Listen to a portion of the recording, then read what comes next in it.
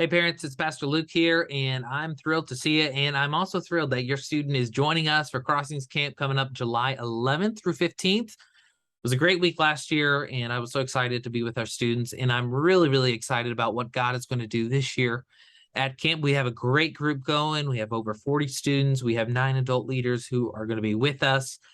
We'll be focusing this week on the book of Daniel. Great book. And we are so looking forward to what God is going to be doing and what he is going to be up to.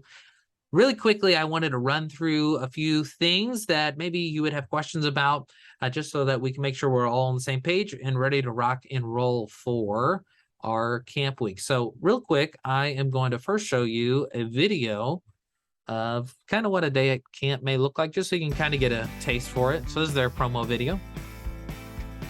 It's the worship area there.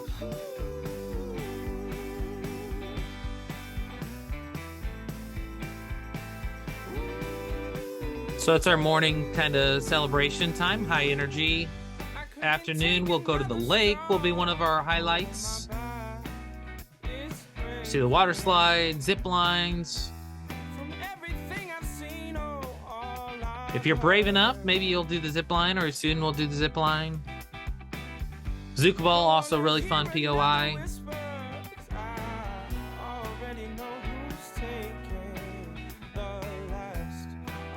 So it's our rec time where we compete against one another, students do in their Bible study groups. Bible study together, worship together.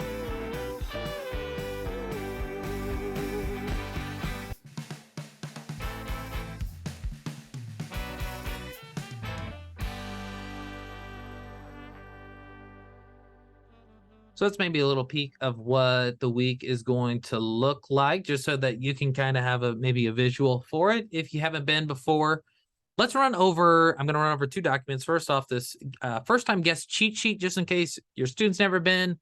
There's some terms that we use from Crossings that you may be unfamiliar with. So our Connect time is going to be a time for our church to come together. And so during the day, we have Bible studies. We're with all different, groups. We'll be spread out, meeting new people, which is a lot of fun.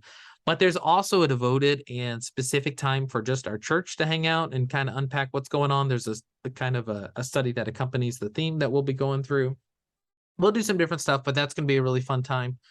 Now, Checkpoint, that is our time as a church again, but that's right after worship. And that one is a little bit more focused on unpacking what we learned for the day, what we learned in the worship service, and just kind of reflecting on what God's doing and how he's speaking to us. So that's what Checkpoint is. POI stands for Point of Impact, opportunities to entertain and engage students. Those are a lot of those fun activities that we'll be doing in the afternoon for everyone who will get to come. They select those at registration at the very beginning, so they'll be given a list. They'll list their top, and then they'll be assigned their POIs by the staff. And then also we have the Shack. The Shack is their kind of like their snack bar that they have open, usually at night. So if you want to send your student a few extra dollars, they could potentially use that at the Shack. So that's what that is. Okay. Second, this is the longer document here, is the Parent Survival Guide. This is going to have basically all the info I think you would probably need to know for the week. And so we'll just go through this real quick as well. So first, you see here, they have a gospel focus at Crossings Camp, which is one of the things I really love about it. And I think one of the things our church has loved about it for so long is they are really serious, and they want students to engage with the gospel, engage with God's word, learn and grow. And at the same time, we also want to have students have a really awesome and enjoyable experience. And I think it probably does both of those things really well, where yes, we're growing, we're learning, we're listening to what God has, and at the same time, we're going to have a lot of fun. So those 2 things don't always have to be in tension. You can have both, and I think that does that really well. And helps us really focus on Jesus, which is what matters. Second awesome thing about camp is it is one of those weeks where you can just unplug, where you can say, hey, we're not going to think about all that's going on in the world, all that's out there.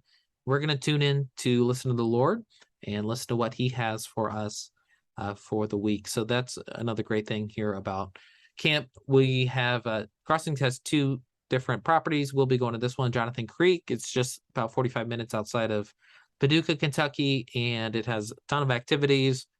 And yeah, we're going there. It's gonna be really, really fun, right on Kentucky Lake.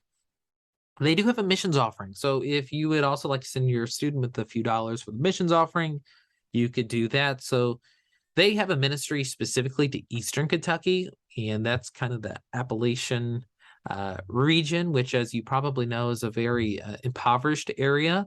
And they're trying to bring camps and what they do here to those communities that really are in need. So there are 3 big things that they're doing. Every dollar goes to the God's Appalachian Partnership in McDowell, the work of the Frida Harris Baptist Center in conjunction with the Kentucky Baptist Convention there. And then campership support to send kids from Appalachia to Crossings Day Camp for Kids location. So last year they raised $125,000 for those 3. And so, yeah, the encouragement is if each summer camper just brought $10, they could raise $170,000 to support those great, great ministries. So we would highly encourage our students to do that, to hang out and to prepare for that, because it is important to know that we can give back to others. Let's run over real quick what a day will look like at camp. So the morning, you're kind of having that time for morning cell, high energy, lots of fun. There's videos, sketches, announcements, games, music. And then they're kind of focusing it more on learning the lessons for the day. We have our Bible study led by our camp pastor, our staff, or the camp staff. They'll lead Bible study groups in times of discussion that's focused on that lesson. They'll also have in their booklet, their time alone with God. So they'll have a little devotion that they'll be going through at that time. Also in the morning, they're going to Cross Bowl. So that, I think you saw it in the video where they have their different Bible studies with students from all different churches. They'll be competing in just some kind of field games, and they'll have a lot of good times doing that. They'll have lunch. Afternoon, we start hitting some of those POIs, points of impact, which I mentioned are those different activities. We'll cover what those are. And they also will not just have the fun activities, but they'll show how they point to the gospel, which is a really cool thing that they'll do. Just a few minutes discussing how it illustrates the gospel. We'll do that. Each day we'll have time at their rec lake. They have water zip lines, they have blobs, they have water slides, they have those mats that our kids like to wrestle on. So we'll have that every day. We'll have connect time, as I mentioned, that's our church time to unpack. And they have that talk time along with God for them to have that personal quiet time with the Lord and to pray. That's what our afternoons look like. We have worship in the evening.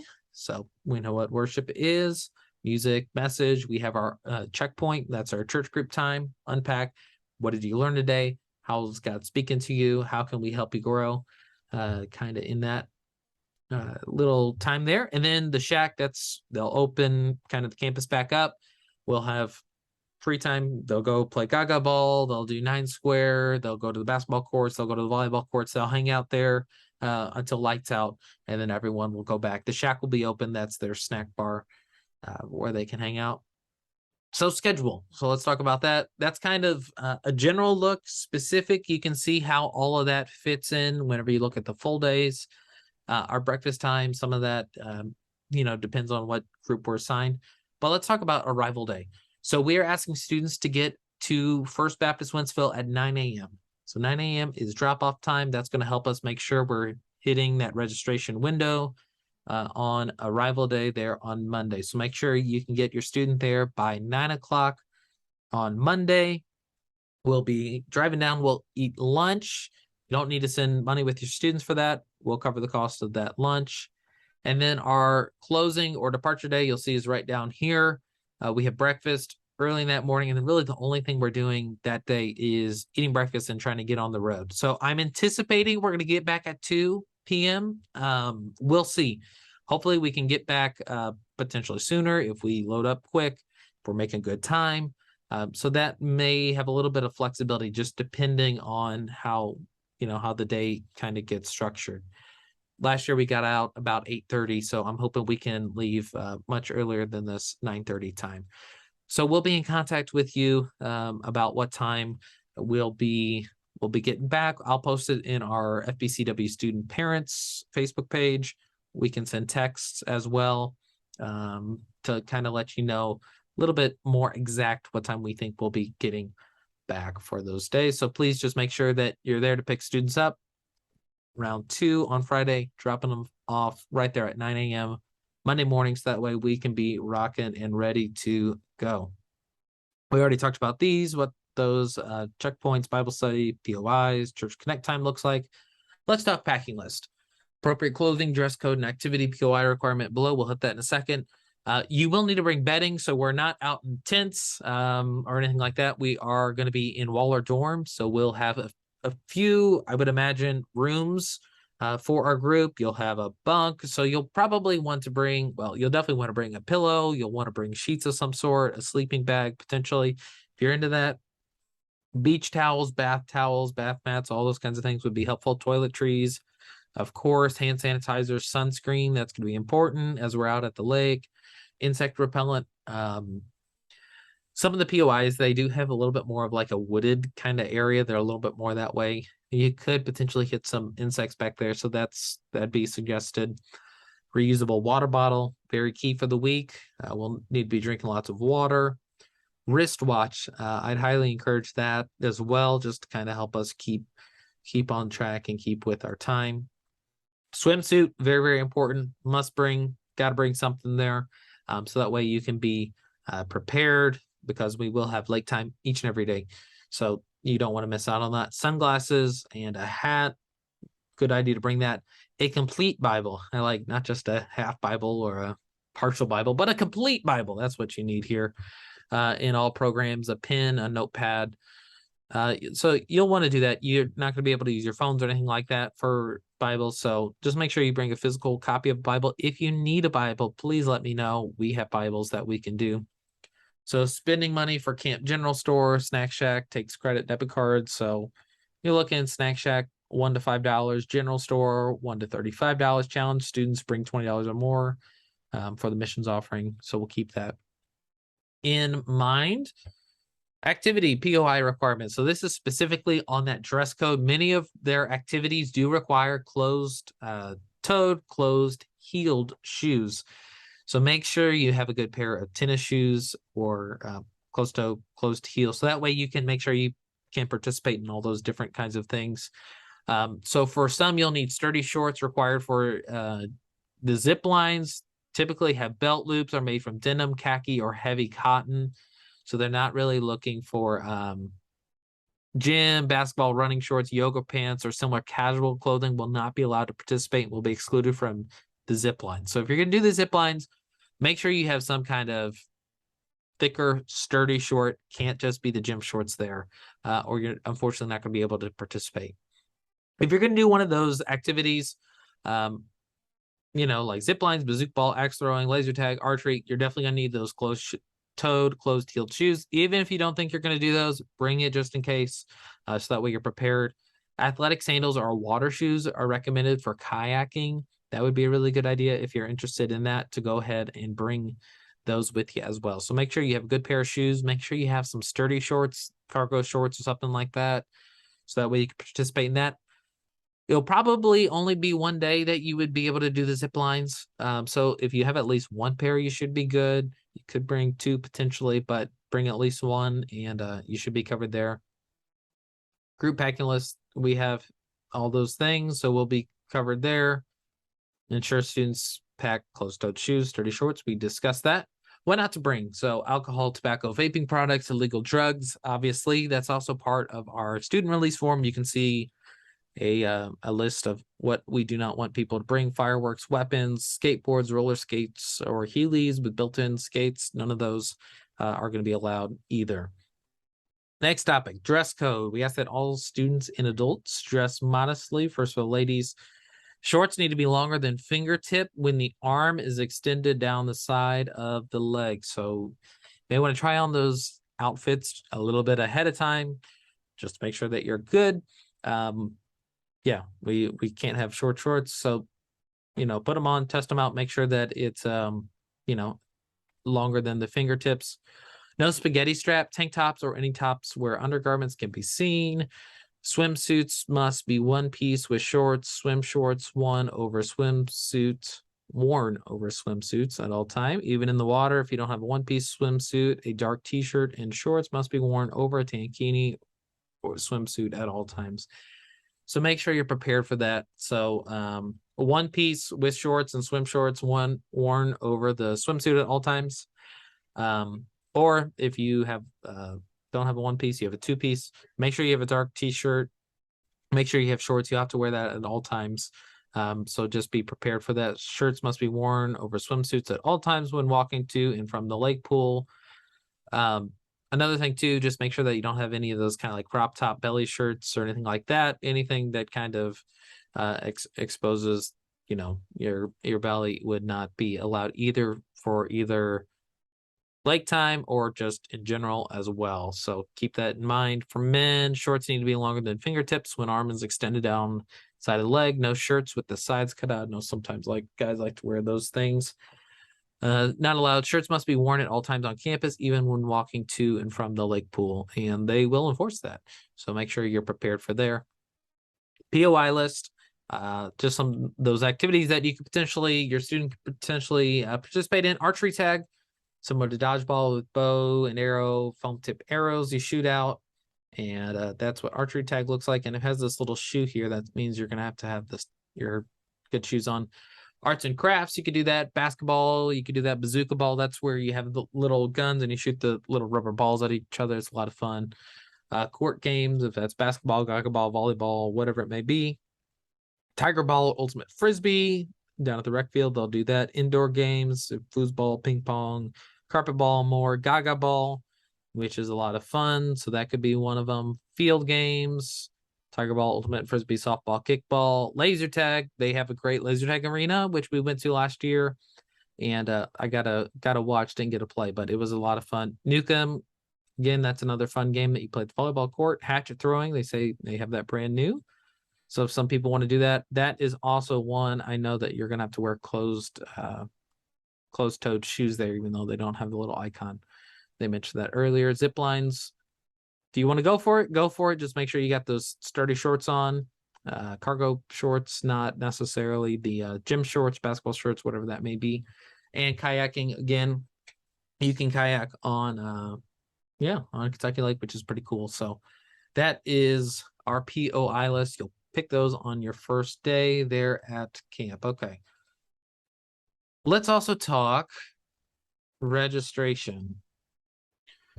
So I'm sending a link, and hopefully you've seen it, where you need to create a participant account. So if you're getting this video, you've signed up through the church, you've paid your money through Church Center, which is awesome. That's great. You signed up through us, which is form one of, really one of three. Let's talk about, how about this one first? The next form we need from you is your student release form for 2022. There's also a link to that. We have physical copies available. Either one is fine with us, but this is just for us to be prepared for your student, that we can have their contact information, we can have your medical info, that we can, have that release for them and make sure that they are good and we can treat them the best way we can, just in case an emergency situation happens. Obviously, anything medical comes up, we want to contact you, and we want to contact you first so that you can be involved in all that. This form helps us do that. So make sure you fill that out. That will be required for every student going on the camp trip with us. So that's your second form. If you've already filled that out for a previous activity like the spring retreat or mission trip, no need to fill it out again. You fill it out once for the year, you are good and you are covered. On the crossings end, now this is the other side, and we have quite a few of these who are that we still haven't got in quite yet. So you can go to gocrossings.org/how-to. We'll throw that link in here, and then scroll down here to parents. And this is going to show you how you can sign up and register through Crossings. Now, if your student went last year, you have the same account and everything else works the same as it did last year. They have a lot of videos here that can kind of show you how you can register and how you can be prepared. So we have a special link, special code that you will want to do, and that will be here. So make sure you use that link, and that will get your student in our group. you'll see you'll have a little registration, you'll have a confirm, a login. You'll throw in some of the info for your student. So whenever you come here, it'll say Jonathan Creek Students 10. It will have our church name. You'll add participant. If you have multiple students, just make sure you fill one out for all three, because we need all three of them. You'll throw in their name, their date of birth, your info, of course. And again, once you've done that, you'll just click add new participant if you have multiple going. Whenever I did it, and I signed up, me and Melanie, it saved all of our stuff from last year. So that was really nice. And I'd imagine it would do that for you too. Let us know any food allergies, medical info. You'll have to sign a waiver through Crossings. So you'll do that. You'll also want to give us a grade, t-shirt size, approximate weight. And yeah, that's going to help you make sure that you are nice and signed up.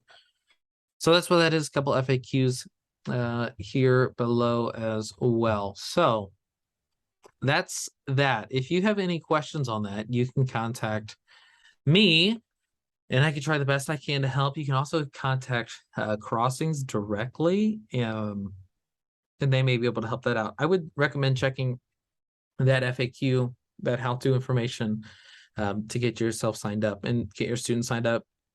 One other topic I did potentially want to talk about was just our electronic policy. So we are focused this week, trying to hear the Lord, listen to him.